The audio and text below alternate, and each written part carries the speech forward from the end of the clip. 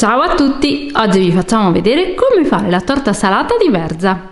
Vediamo la ricetta. Gli ingredienti per fare la torta salata di verza sono 8 foglie di verza, 320 g di farina, 150 g di yogurt greco, un cucchiaio raso di sale, 100 ml di acqua a temperatura ambiente, 2 cucchiai di olio extravergine di oliva e per il ripieno, oltre alla verza, 2 uova, 30 g di parmigiano reggiano, 50 g di prosciutto cotto, 150 g di scamorza e vi servirà 200 ml di besciamella. Come vedete noi dopo vi facciamo vedere come farla in casa, altrimenti potete usare quella nel brick. E pepe. Mettiamo la farina sulla spianatoia e facciamo l'impasto. Buco al centro, 6 g di sale, 2 cucchiai di olio, lo yogurt greco,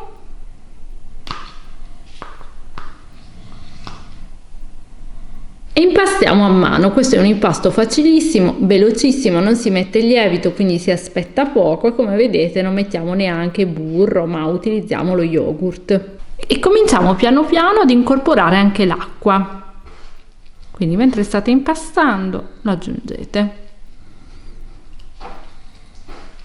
Spesso ci chiedete come fare in modo veloce per cena una torta salata. Noi ve ne abbiamo fatte vedere tante, questo è sicuramente l'impasto più pratico. In descrizione vi lasciamo per esempio la torta salata di zucchine e la torta salata di carciofi. Se risulta un po' umida aggiungete un po' di farina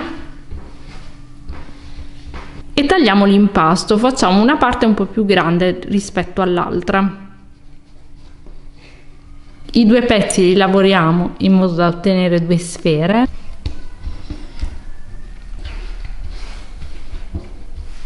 Mettiamo un po' di farina poi in una teglia e ci mettiamo i 2 panetti, copriamo con pellicola, facciamo riposare per una mezz'oretta. Dalla verza togliamo la parte più dura.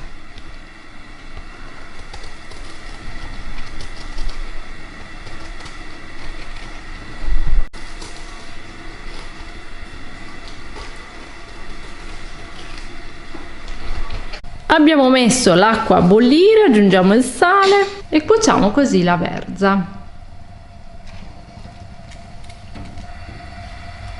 Le cuociamo per 5-6 minuti, appena si ammorbidiscono potete toglierle. E scoliamo le foglie di verza prima nello scolapasta.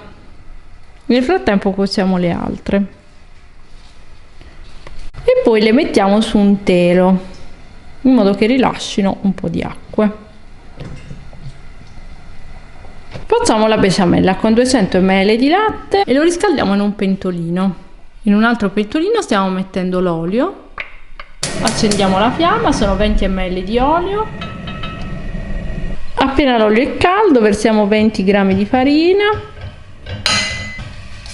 e ci versiamo il latte caldo. Mescoliamo.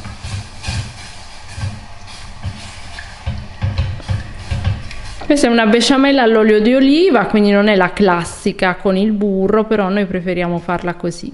Se volete fare la classica con il burro, mettete 20 g di burro al posto dell'olio. Sbattiamo le uova.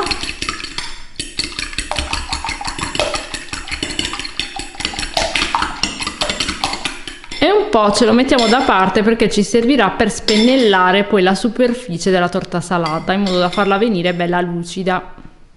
Mettiamo un pizzico di sale nelle uova e aggiungiamo il parmigiano.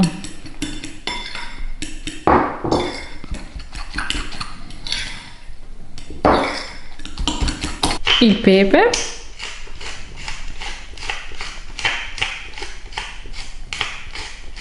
In una teglia un goccino di olio e spennelliamo. Un po' di farina sulla spianatoia, abbiamo preparato tutti gli ingredienti da mettere nel ripieno e possiamo quindi stendere l'impasto. Questa è la parte più grande.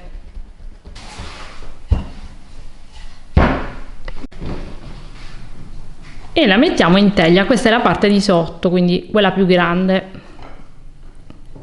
La sistemiamo un po' Come avete visto non ci vuole niente a fare questo impasto, non c'è bisogno di comprare un rotolo di pasta brisè. E facciamo la stessa cosa con il secondo panetto, quindi lo stendiamo in modo poi da chiudere la nostra torta salata. Mettiamo metà della quantità della besciamella che abbiamo preparato, quindi 100 ml, e la livelliamo. A questo punto cominciamo a metterci le foglie di verza.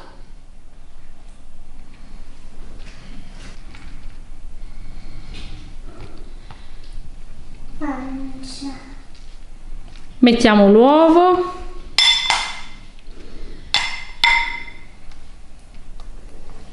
il prosciutto cotto, potete anche non metterlo se invece volete fare una torta di verza completamente vegetariana, oppure potete metterci un salume che vi piace di più, la salsiccia, qualunque cosa. Mettiamo le fettine di formaggio,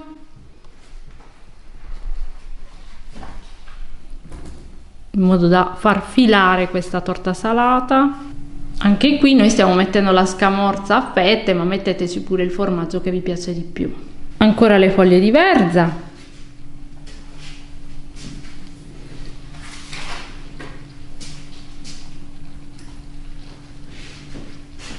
E ci mettiamo l'ultimo strato di besciamella, quindi la seconda parte che ci eravamo lasciate da parte.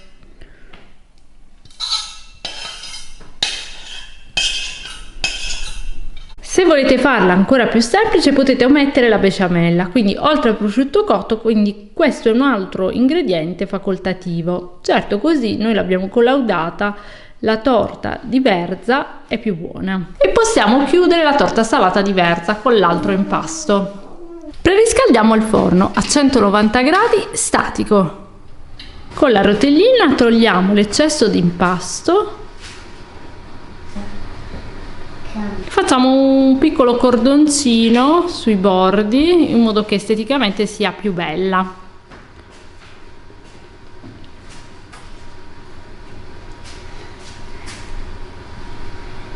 Facciamo i taglietti sulla superficie.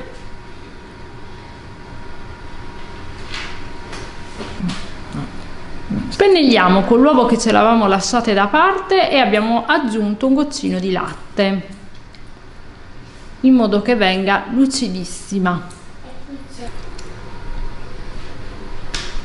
Inforniamo a 190 gradi statico. Ecco il forno.